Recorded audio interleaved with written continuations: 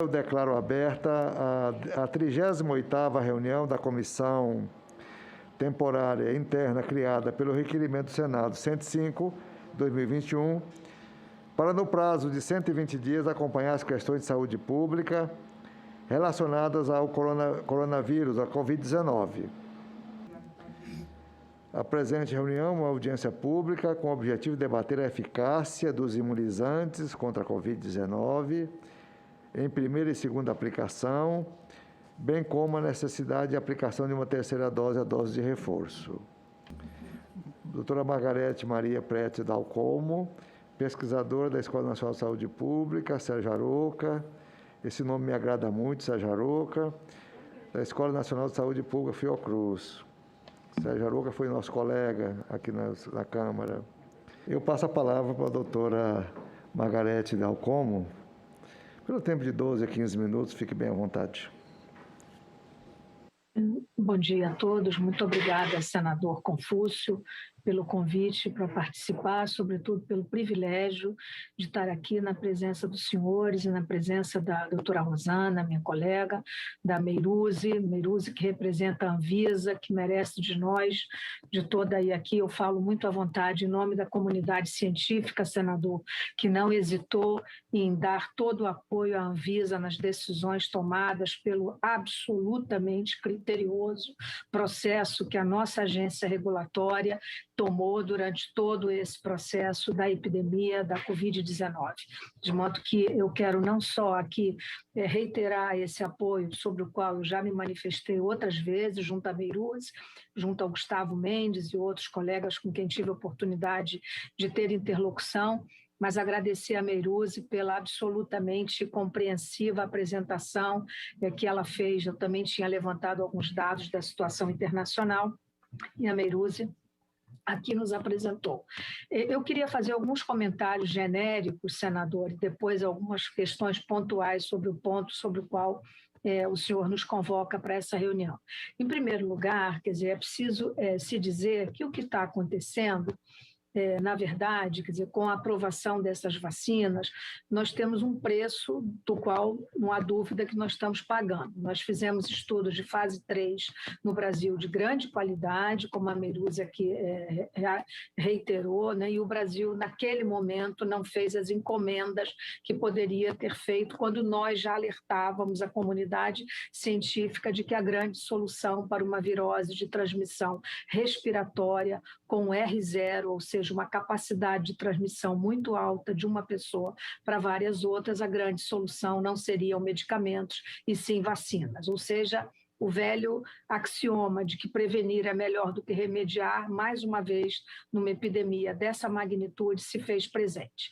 A segunda questão que acho que é importante, nós carecemos no momento inicial, e aqui a doutora Rosane, de maneira muito também explícita, de certa maneira está tentando compensar essa falta de coordenação homogênea da qual nós nos ressentimos tanto, no sentido de organizar um pouco melhor o processo de vacinação. A verdade é que o Brasil tem uma tradição e uma expertise de saber vacinar muito grande, e infelizmente passamos um tempo muito longo sem saber fazê-lo, fazendo de maneira anárquica, cada estado tomando decisões, não obedecendo a essa condução homogênea e harmônica através do PNI, e, na verdade, o que está acontecendo hoje é um fruto disso. Nós temos novas variantes aparecendo, medidas que não são tratadas de maneira igual e um resultado epidemiológico também desigual. Então, à luz do momento atual, senador, há alguns pontos que eu gostaria de ratificar aqui,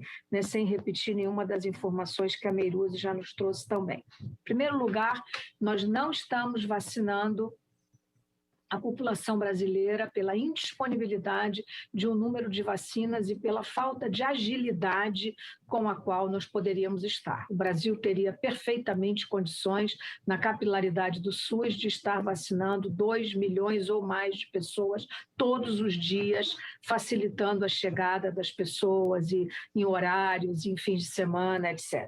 Segundo, nós não tivemos uma disponibilidade de vacinas para assegurar também essa mesma agilidade. Terceiro, nós estamos criando um grupo, né? A Merluzzi apresentou aqui muito bem, nós não temos resultado de estudos com robustez suficiente nesse momento para aqui simplesmente defender, né? Eu vou concluir como eu me posicionaria como médica e como pesquisadora em relação à revacinação ou a doses de reforço naturalmente. Mas nós estamos criando uma espécie assim, de grupo controle brasileiro com a vacinação das grávidas com plataformas heterólogas de vacina.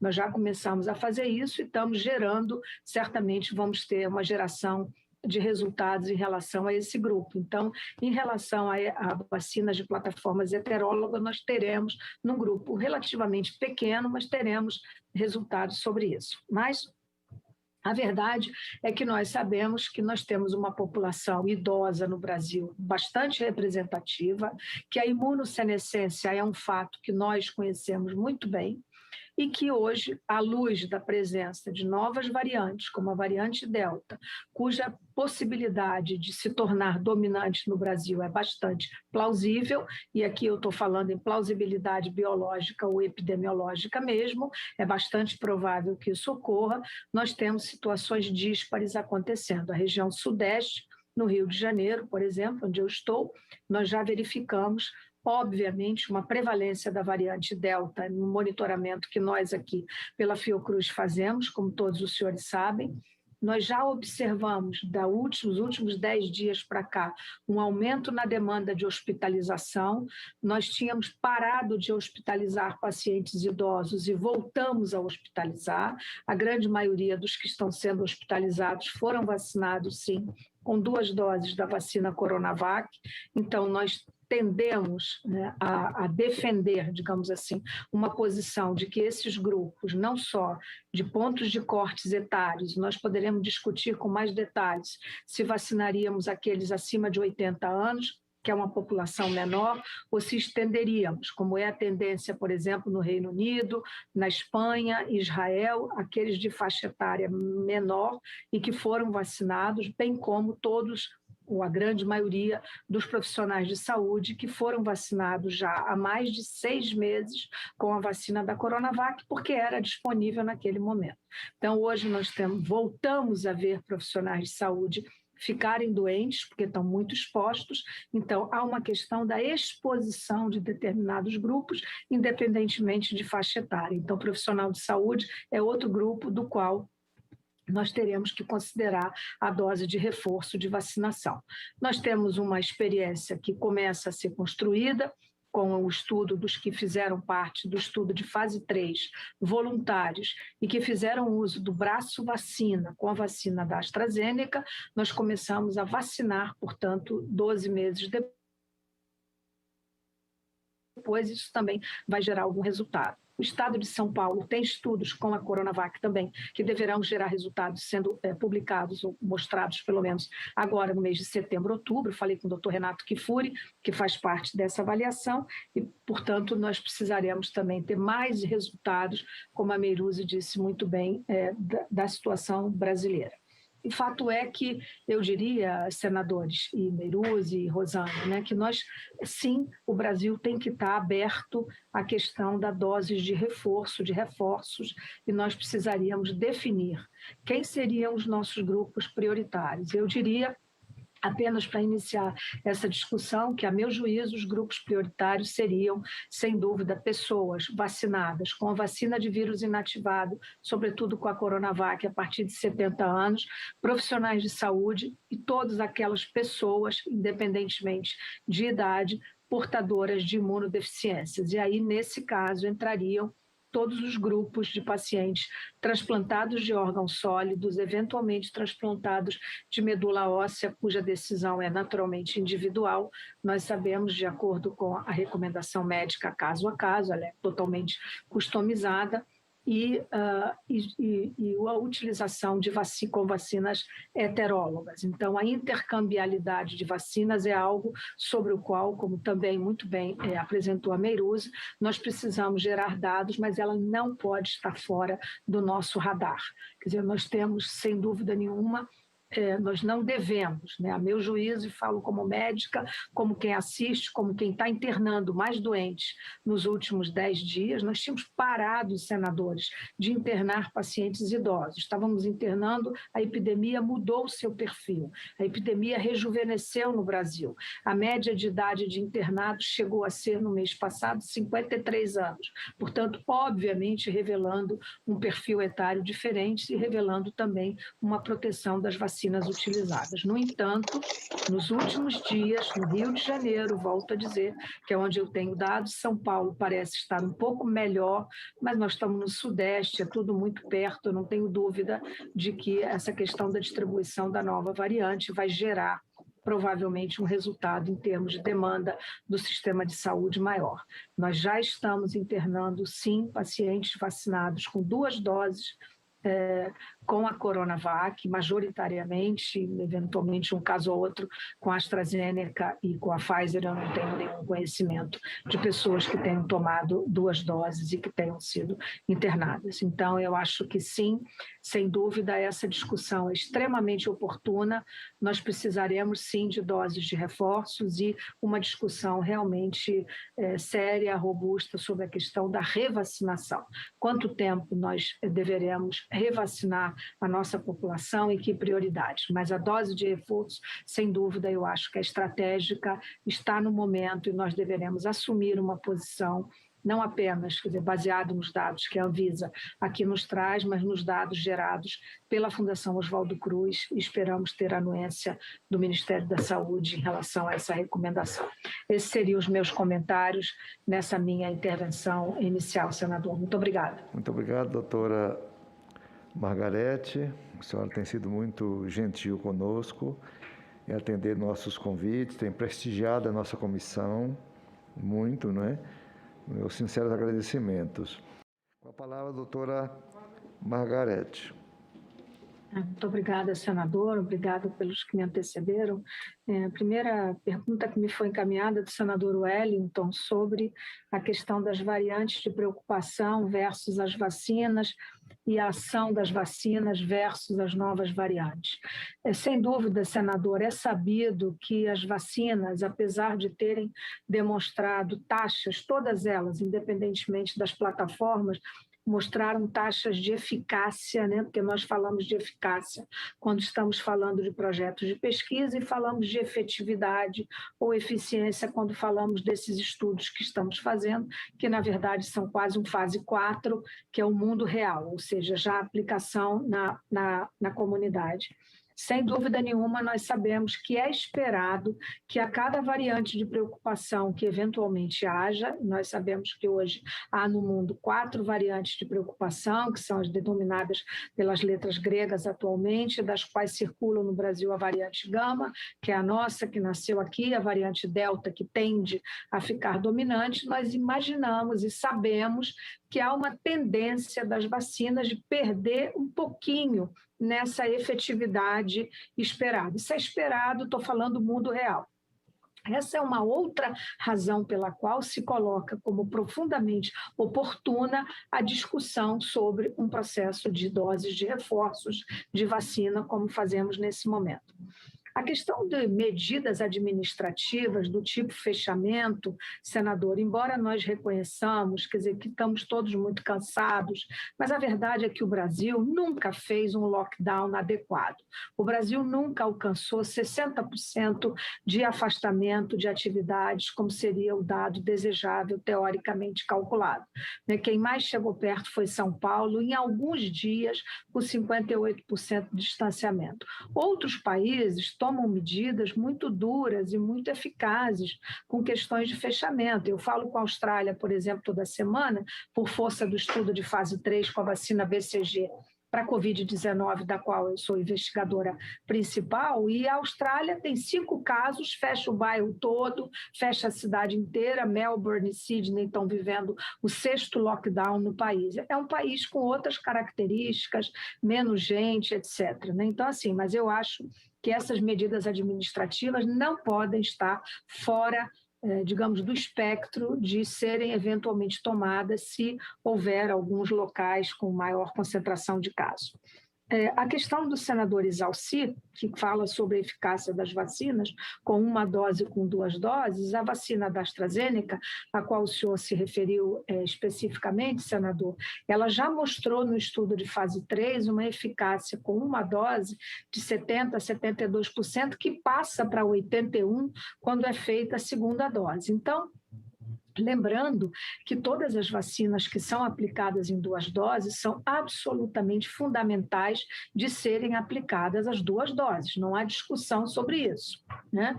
O que se coloca hoje, como a Meiruzi levantou muito bem, é a possibilidade de se fazer uma segunda dose para uma vacina de plataforma única como a Janssen. Isso está na pauta, está na ordem do dia, precisará gerar, digamos assim, respostas sobre isso, né? Então, a Meiruzi já respondeu essa questão. A questão das vacinas heterólogas ou da intercambialidade, eu diria, senador, e aqui falo como médica, né, ela é muito fascinante, né? Nós imaginamos que sim, como as vacinas são muito imunogênicas e, portanto, muito reatogênicas, razão pela qual elas causam, sem dúvida, numa proporção que não é desprezível, efeitos adversos autorregulados, muito efêmeros, que em geral são um desconforto que dura 24 a 48 horas, e são exatamente pela sua grande capacidade imunogênica. Então, é esperado que, por exemplo, quando nós intercambiarmos 2 plataformas, partindo do pressuposto de que ambas são seguras, que é o mais importante quando nós falamos em vacina que vai ser aplicada maciçamente na comunidade, se esse quesito está respondido, nós só precisamos gerar resultados se nós alcançaremos uma taxa de proteção igual, né, e aí eu estou falando de superioridade e inferioridade, se ela será superior ou igual, pelo menos, né, e aí igual responderia a questão da falta de uma vacina em que outra poderia eventualmente suprir. Então, a questão das vacinas heterólogas, sim, ela está na ordem do dia e precisará ser gerado resultado. E, como eu disse na minha intervenção inicial, o Brasil está criando uma espécie de grupo que vai gerar um resultado, que é a questão das gestantes que já estão sendo vacinadas por autorização do Ministério da Saúde, como muito bem frisou a Rosana, que é o grupo das gestantes que estão sendo vacinadas com 2 vacinas diferentes.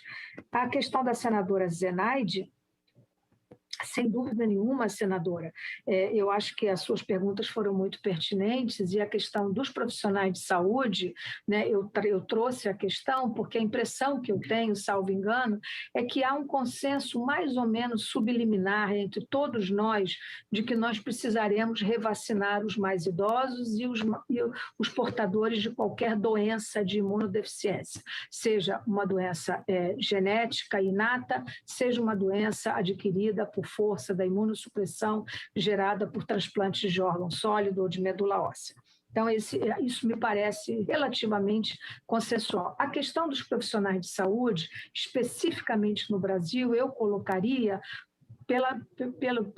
digamos assim, pelo factual e pelo temporal, ou seja, a grande maioria dos profissionais de saúde, né, não é meu caso, porque eu fui vacinada com a AstraZeneca da Fiocruz, mas a maioria dos profissionais de saúde vacinados ainda no começo da vacinação ou foram com a vacina da Coronavac, que nós temos percebido uma enorme insegurança, né, um temor enorme dessas pessoas. Então, eu acho, senadora Zenaide, francamente, que o grupo de profissionais de saúde, e aí nós poderíamos primeiro cortar pela faixa etária, como seria uma eventual decisão, e depois cobrir de mais proteção todo esse grupo que está muito exposto, né? A nossa carga de exposição é permanente, por mais que nós usemos máscaras adequadas, mas a nossa taxa de adoecimento foi maior e a taxa de mortalidade também foi maior.